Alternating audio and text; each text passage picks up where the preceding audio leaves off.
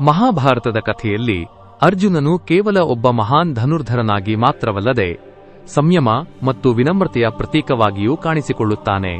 ದೇವತೆಗಳ ಪುತ್ರ, ಕೃಷ್ಣನ ಪ್ರಿಯ ಸಖ ಮತ್ತು ಶತ್ರುಗಳ ಎದೆಯಲ್ಲಿ ನಡುಕ ಹುಟ್ಟಿಸುವ ಗಾಂಡೀವಧಾರಿ ಅರ್ಜುನನು ತನ್ನ ಜೀವನದ 1 ವರ್ಷವನ್ನು ನರ್ತಕಿಯ ರೂಪದಲ್ಲಿ ಕಳೆಯಬೇಕಾಗಿ ಬಂದ ಸಂದರ್ಭವು ಅತ್ಯಂತ ಕುತೂಹಲಕಾರಿಯಾಗಿದೆ.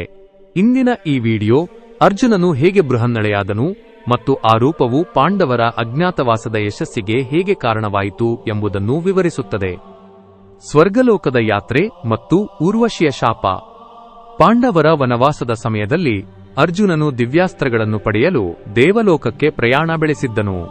ಇಂದ್ರನು ತನ್ನ ಪುತ್ರನಾದ ಅರ್ಜುನನಿಗೆ ವಜ್ರಾಯುಧ, ಬ್ರಹ್ಮಾಸ್ತ್ರ ಮತ್ತು ಇಂದ್ರಾಸ್ತ್ರಗಳಂತಹ ಶಕ್ತಿಶಾಲಿ ಆಯುಧಗಳ ಜ್ಞಾನವನ್ನು ನೀಡಿದನು.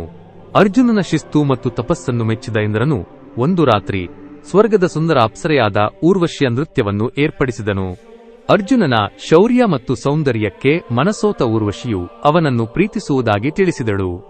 ಆದರೆ ಅರ್ಜುನನು ಅತ್ಯಂತ ವಿನಮ್ರವಾಗಿ, ನೀವು ನಮ್ಮ ವಂಶದ ಪೂರ್ವಜರಾದ ಪುರೂರವನ ಪತ್ನಿಯಾಗಿದ್ದವರು, ಆದ್ದರಿಂದ ನೀವು ನನಗೆ ತಾಯಿಗೆ ಸಮಾನರು ಎಂದು ಹೇಳಿ ಆಕೆಯನ್ನು ತಿರಸ್ಕರಿಸಿದನು.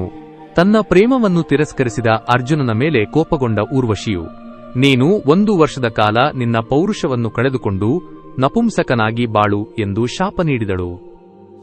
ಶಾಪವೇ ವರವಾದ ಅಜ್ಞಾತವಾಸ. ಇಂದ್ರನು ಈ ಶಾಪವನ್ನು ಕಂಡು ಗಾಬರಿಗೊಳ್ಳಬೇಡ ಎಂದು ಅರ್ಜುನನಿಗೆ ಧೈರ್ಯ ತುಂಬಿದನು.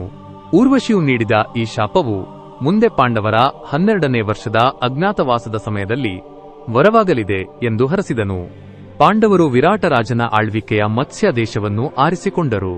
ಅರ್ಜುನನು ಊರ್ವಶಿಯ ಶಾಪವನ್ನು ಬಳಸಿಕೊಂಡು ಬೃಹನ್ನಳೆ ಎಂಬ ಹೆಸರಿನೊಂದಿಗೆ ಸ್ತ್ರೀ ರೂಪದ ನರ್ತಕಿಯಾಗಿ ವಿರಾಟರಾಜನ ಪುತ್ರಿ ಉತ್ತರೆಯ ನೃತ್ಯ ಗುರುವಾದನು. ಒಬ್ಬ ಮಹಾನ್ ಯೋಧನು ತನ್ನ ಗುರುತನ್ನು ಮರೆಮಾಚಿ ನರ್ತಕಿಯಾಗಿ ಬದುಕುವುದು ಅರ್ಜುನನ ಅತಿದೊಡ್ಡ ತಪಸ್ಸಾಗಿತ್ತು. ಉತ್ತರ ಗೋಗ್ರಹಣ ಮತ್ತು ಅರ್ಜುನನ ಪರಾಕ್ರಮ. ಅಜ್ಞಾತವಾಸದ ಕೊನೆಯ ದಿನಗಳಲ್ಲಿ ಪಾಂಡವರು ಮತ್ಸ್ಯ ದೇಶದಲ್ಲಿದ್ದಾರೆಂಬ ಅನುಮಾನದಿಂದ ಕೌರವರು ಆ ರಾಜ್ಯದ ಮೇಲೆ ದಾಳಿ ಮಾಡಿದರು. ಭೀಷ್ಮ, ದ್ರೋಣ, ಕರ್ಣರಂತಹ ಮಹಾರಥಿಗಳು ಕೌರವ ಸೇನೆಯಲ್ಲಿದ್ದರು. ವಿರಾಟರಾಜನು ಲಭ್ಯವಿಲ್ಲದಿದ್ದಾಗ ರಾಜಕುಮಾರ ಉತ್ತರನು ಯುದ್ಧಕ್ಕೆ ಹೊರಟನು. ಆದರೆ ಕೌರವ ಸೇನೆಯ ಬಲವನ್ನು ಕಂಡು ರಾಜಕುಮಾರ ಉತ್ತರನು ಹೆದರಿ ರಣರಂಗದಿಂದ ಓಡತೊಡಗಿದನು.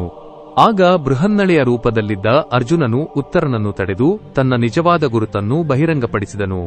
ಶಮಿವೃಕ್ಷದ ಮೇಲೆ ಅಡಗಿಸಿಟ್ಟಿದ್ದ ತನ್ನ ಗಾಂಡೀವ ಧನುಸ್ಸನ್ನು ಕೈಗೆತ್ತಿಕೊಂಡ ಅರ್ಜುನನು ರಣಕಹಳೆ ಮೊಳಗಿಸಿದನು.